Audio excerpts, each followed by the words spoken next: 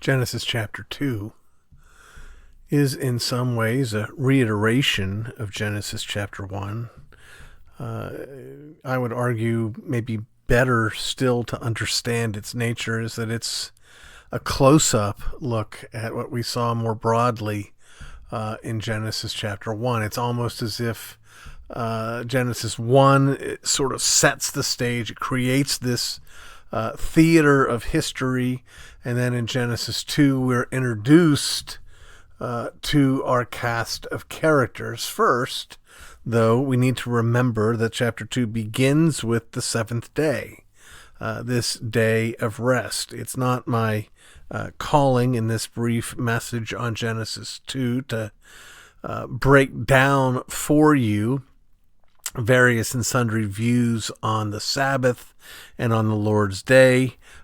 Maybe it would be helpful, though, to know and to make this point, at least, that one of the things that's important to remember about the concept of Sabbath is that this is something that we would call in theology a creation ordinance.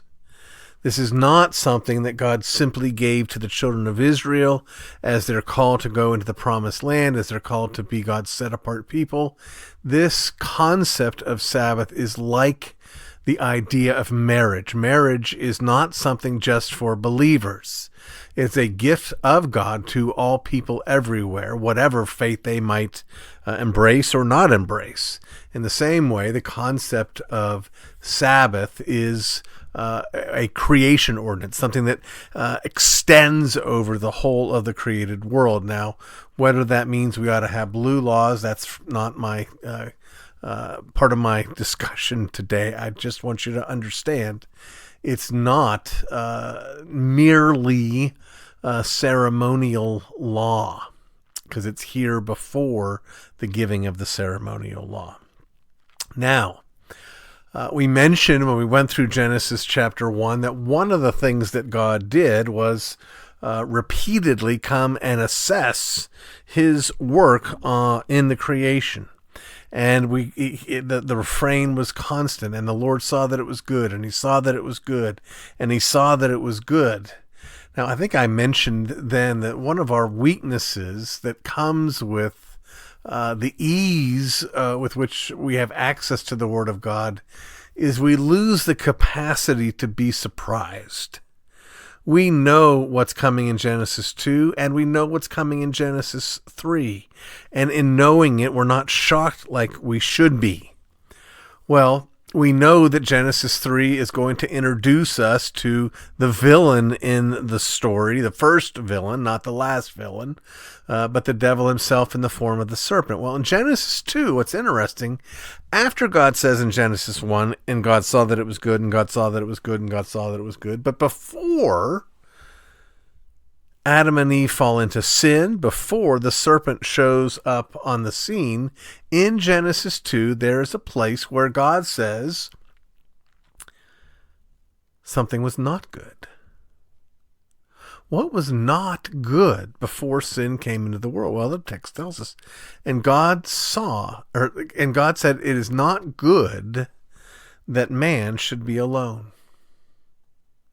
It's not good that man should be alone. I will make a helper suitable to him. Now, that text, that beginning of the story, the beginning of the notion of family and of marriage, it's powerful. And I've always said that if there were such things left anymore, if we were to walk down to the local Christian bookstore and we were to check out the section of the bookstore that deals with a Christian view of marriage, and we were to just grab all of those books off the shelf, I am pretty confident in saying that every single one of those books will look at that text.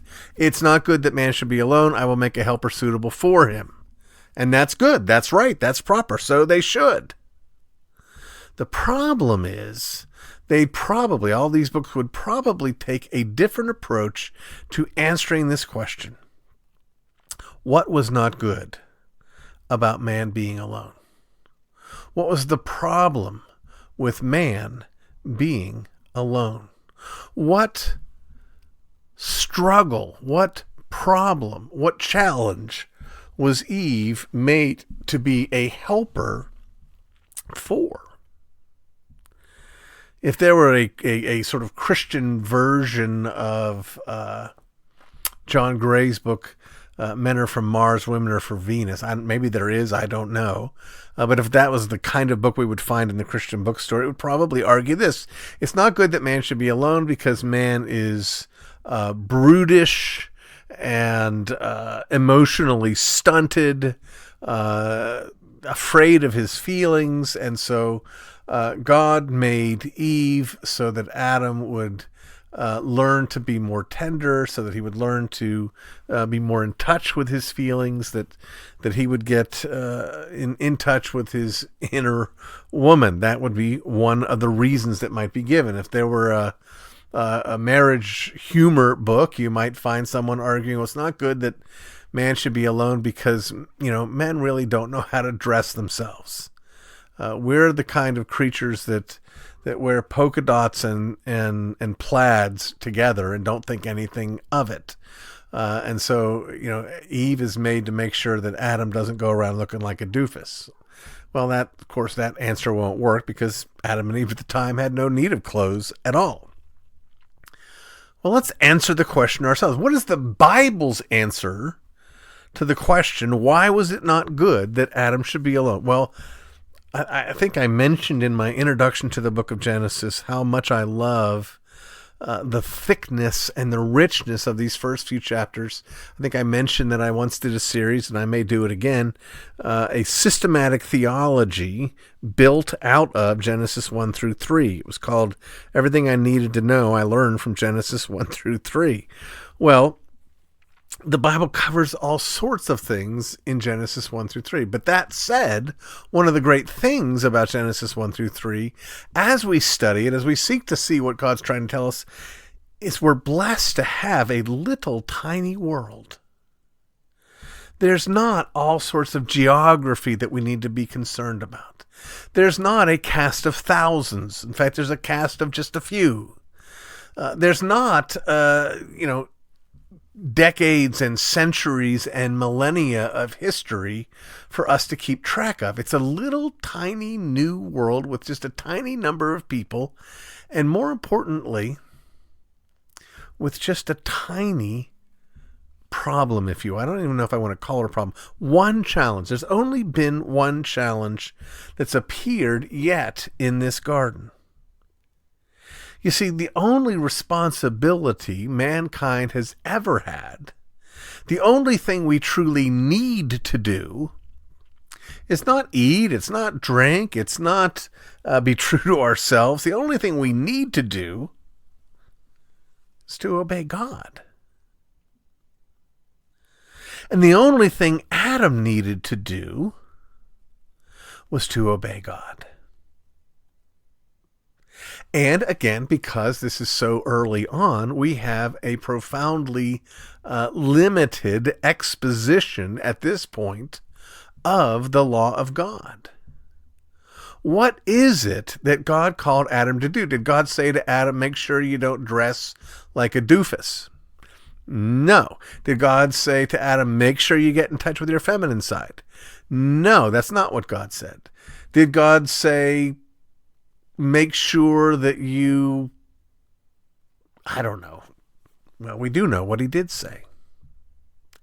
We know that God commanded of Adam and of Eve that they would be fruitful and multiply, that they would fill the earth and subdue it, that they would rule over the birds of the air, over the fish of the sea, and over everything that creeps upon the ground. And that they would do this in the context of being God's image bearers, God's vice regents, reigning under him in obedience to him and for his glory. That's what they're there for. That's what they're made for. That's the charge. That, friends, is the covenant of works. Now, this can get a little messy here, but I'm going to ask you just to pay careful attention to what I'm about to say, because I think it's helpful and I think it's understandable. What I want you to get is this, that the covenant of works is gracious and kind and condescending. When we describe the covenant of works as a covenant of works, what we're trying to communicate is this, that there was a responsibility and a duty to fulfill all that God required, and that their reward would be based upon their fulfilling of this law. If you obey me, God is saying, I will bless you. If you disobey me, I will curse you. On the day that you eat of the fruit, you will die. That's the element that looks like works. But what I want you to get is that it's not like God owes them anything. God has blessed them profoundly, called them to live in this paradise. He's walked with them in the cool of the evening. He's given them each other to love and to work together. He's poured his kindness out on them from beginning to end. This is not strictly a contractual relationship where God says, if you do this, I'll give you that. There is kindness and there's grace. But there is this obligation, this covenant of works. When we get to chapter 3, we're going to see what becomes of this covenant. But for now, I want us to remember that it happens. I want us to see and to rejoice in God's goodness and kindness and his goodness in bringing Eve into this equation. It was not good that man should be alone. God made Eve to be a helper, suitable, fitting. That's what help meet means. Meet's not just a fancy Englishy version of mate, a helpmate. It's a helpmeet that is suitable, fitting, appropriate. And from that, we understand a couple of principles that are going to shape the whole rest of the Bible. One, we understand that because Eve is made as a helper suitable to Adam, because Adam exclaims, "This is now bone of my flesh and bone of my bone and flesh of my flesh," and just rejoices over her, we understand that Eve, and by implication, every woman born after her, is of the same value, the same dignity, the same import as Adam. She is not less than Adam. Despite that, well, I shouldn't even say despite that. In addition to that, however, she is made to be a helper to her husband. She is called, before the fall happens, to be in submission to him, despite her being equal to him in value. Now, friends, this is not as odd as it seems, because the same is true with respect to the Trinity. The Son is of equal dignity and value and power and glory, and everything that you can predicate about the Father is true of the Son in equal measure. He is every attribute of the Father. He is infinitely so, just like the Father is. And the same with the Spirit. And yet, the Son submits to the Father. The Spirit submits to the Father and the Son. Equal in value, but one submits to the other in the relationship. Exactly how it is and how it's supposed to be in a marriage relationship. My stars, my wife is my spiritual better. She is a far superior prayer warrior. She is much more adept at living in light of God's presence with her at all times. She has a deeper trust in him, a deeper connection to him than I do. And because of that, she understands that despite my lacking in credentials, my office is such, as the husband is the head of the house, that she is called to honor me and to submit herself to me. It's not a question of ability. It's not a question of value. It's a question of roles. The same thing happens, by the way, in the military. When you're a sergeant and you salute the lieutenant, you're not saying to the lieutenant, you're a better person than I am. You're more valuable than I am. You have more skills than I have. You're not saying any of those things. What you're saying is your role is a leadership role. In fact, in the military, they tell you this, and they inform you that your calling is not so much to salute the man, but to salute the uniform, to salute the office that the man occupies. So, Genesis chapter 2 has us on the brink of this glorious opportunity for Adam and Eve to go forth and to serve the living God, to bless and to honor him by fulfilling his command, to live in light of what they were made for, bearing God's image. And just as God manifested his glory in the creation of the world, Adam and Eve are called to manifest God's glory in the recreation of the world. It's been my contention that one way to understand the calling of Adam and Eve is this, that you can look at this garden that God builds here in Genesis chapter 2 as a kind of model home, as if God's saying, okay, here's what a finished product looks like in this garden. Outside the garden, it's a jungle. Now, it's an unfallen jungle. It's a jungle where if you step in quicksand, you just walk across it.